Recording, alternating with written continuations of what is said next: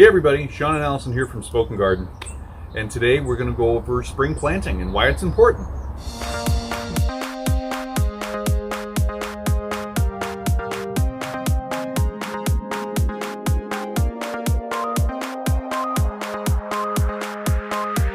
Alright, so it's spring and you want to get outside and get some planting done. This is the first video in what we're calling our spring planting series of... So, first off, why is planting in the spring important? Well, everybody wants to plant something in the spring, right? You want to plant tulips, you want to plant primrose, you want to plant some new plantings in the front of your house or for curb appeal or for your deck in containers. Well, a lot of people do that in the spring. We've been trained to do that. So we're going to go over how to do that and some of the important pieces of that. All right, so along with all of this fun planting that you want to do this spring that might be on your to-do list, now we have this added problem of where are we going to find our supplies? Most of us are in a quarantine situation right now, a shelter in place, and you don't have the supplies you need. So stick around, we've got some ideas for you, some things that we've tried that have worked, so we hope these will be helpful for you too. So as part of this series, we want to get you ready for your spring planting, right? So we want to go over some basics of what you need to do that. So that's going to be prepping, that's going to be basics on handling the plants, getting the soil ready, that's going to be actually planting the plants, and then what you need to do for aftercare. So in other words, like the basics of planting. Yeah, exactly. Yep. Okay.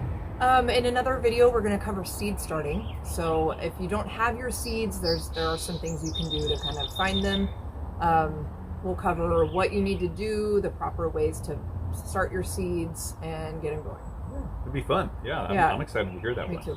So after that, we're going to talk to you about some transplanting basics too. So if you want to move things around that are already established in your garden, we're going to tell you how to do that the proper way. And one of our final videos, we're going to cover, it's also seed starting, but it's micro clover. Have you ever heard of micro clover before? And if not, what is it? And how can it benefit? And this is talking about planting micro clover on an already established lawn. Yeah, that's going to be fun too. Yeah, we've been wanting to get this in the ground for a while, so... That's been one of our projects since last year that we wanted to try, but haven't gotten to it yet. So we'll definitely get that going. So along with all the spring planting and prepping that you want to do and that we want to do is trying to find the right sources of things, trying to find the soil, the pots, the plants, and even fertilizer and tags.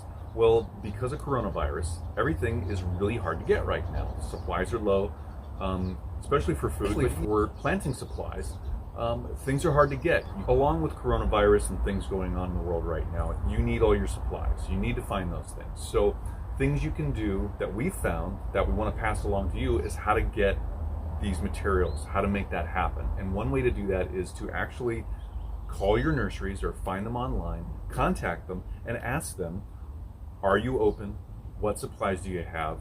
And can I pay you before I get to your location? Because we need to social distance ourselves, but you still need to buy things. So how is that going to happen for your nursery supplies? So that's something to consider.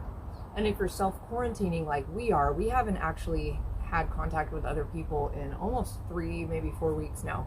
So in order to eliminate us having to go into a store with a mask on and gloves, we were able to do curbside pickup. Yep.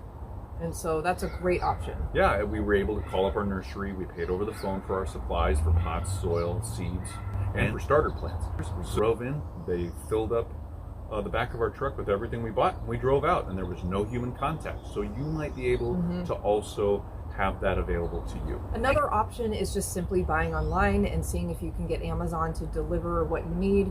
We've ordered a lot of supplies this way. We're so spoiled with next day or same day delivery that, you know, that's not going to happen right now. But if you can order things and still get them within a week or two, and that is great. That is amazing, especially during this world crisis. Yep, and we were able to get seed starter packs, we were able to get trays, we were able to get seed starting soil and tags, and all through Amazon. And so above and beyond still being able to find things online or at your local nursery, you might want to use what you actually still have at your house or at your location. And that might come down to old soil from last year, or pots, or even plants that you think, well, how am I going to use a plant? Well, you can take cuttings and you can do different types of propagation to get new plants off the plants you have. And we covered that real quickly in our DIY podcast episode 139. So make sure to check that out if you want more information or resources on that. Oh, and you can go to spokengarden.com/139 where those resources are at. So there's that. A fourth option as far as getting supplies, getting plants, maybe trading and borrowing and maybe bartering with your neighbors. Or family members if you're able to, just keeping that safe distance, coming up with a plan for delivery and pickup. That's an option as well that might work for you. Yep. Make sure you have a protocol down so you can still social distance and stay healthy, but get what you need.